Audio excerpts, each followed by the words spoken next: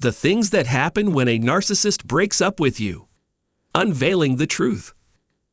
I hope everyone is doing well, because I've got another episode for you. So let's get right into today's topic, which is why it's critical to end all emotional links with a narcissist. Narcissists can be incredibly detrimental to our mental and emotional well-being, even long after we've ended our relationship with them. Despite our best efforts to move on and forget about them, their hold on us can be incredibly persistent and difficult to break. There are two main factors that contribute to this. Firstly, narcissists are experts at manipulating our emotions. They know exactly how to push our buttons and make us feel like we need them, even when we're trying to move on. They may play on our insecurities or make us feel guilty for leaving them, making it hard for us to fully let go. Secondly, narcissists often leave a lasting impact on our self-esteem and sense of self-worth. They may have belittled us or made us feel like we were never good enough, leaving us with deep-seated feelings of insecurity and self-doubt. These feelings can linger long after the relationship is over, making it hard for us to fully move on and trust ourselves again. A conversation with a narcissist can go one of three ways. The best-case scenario is that people who have been impacted by this will pick themselves up and get on with their lives, all the while appreciating the freedom they have been afforded. Some people, however, have mental and emotional chains that are more difficult to break. I'd like to have a conversation with the victims of narcissists who still adore their abusers. The third category consists of those whose anger and bitterness against the narcissist have consumed them. The focus here will be on the latter two groups because only they have maintained any kind of substantial connection with their narcissist. This dedication and emotional investment are typical of narcissists and are often used as a defining quality of the disorder. We can then maybe determine where the issue is coming from. It doesn't matter if you're in case 2 or case 3, as long as you still care about the narcissist. An open discussion of affection seems like a decent place to start. Some people might fall in love with narcissists despite their many flaws. They keep waiting for the narcissist to come back, re-engage, or scoop them up again, which is an expectation that never comes true.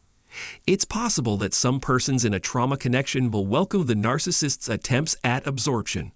Remember that you and the narcissist shared some good times as well as terrible ones, and it's natural to want to remember those. During the love bombing period, when public shows of affection were commonplace, we felt truly cherished and adored. It's hard to fathom the possibility that the person you pictured spending the rest of your life with could turn out to be your worst nightmare. In order to change one's perspective, I stress the need to acknowledge one's experience with a narcissist. For example, one may come to the conclusion that they are not who they say they are.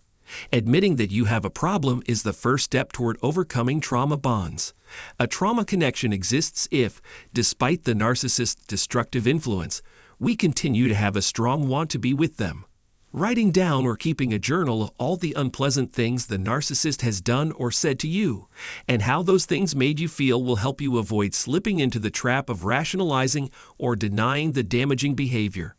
In the event that you ever find yourself missing the narcissist, looking over your journal entries will bring back happy memories and help soothe the ache.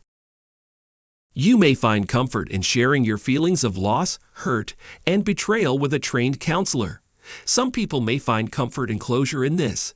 It's important to remember to prioritize self-care, delight in what makes you happy, and give thanks to the people who make it all worthwhile, even while you go about your daily routine. This technique can help you regain your self-respect and distance yourself emotionally from the narcissist.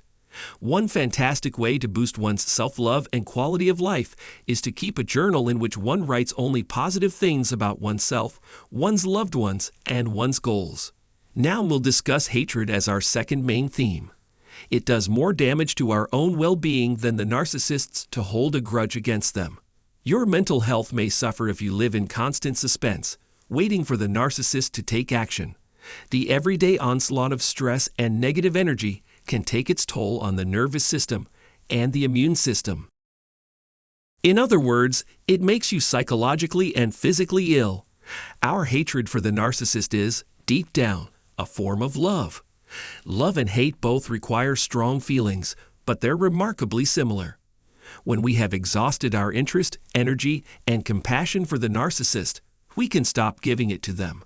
That's why they employ deceptive tactics to win over your mind and body. We should strive for an emotional distance in which we are conscious of their existence, but no longer affected by it.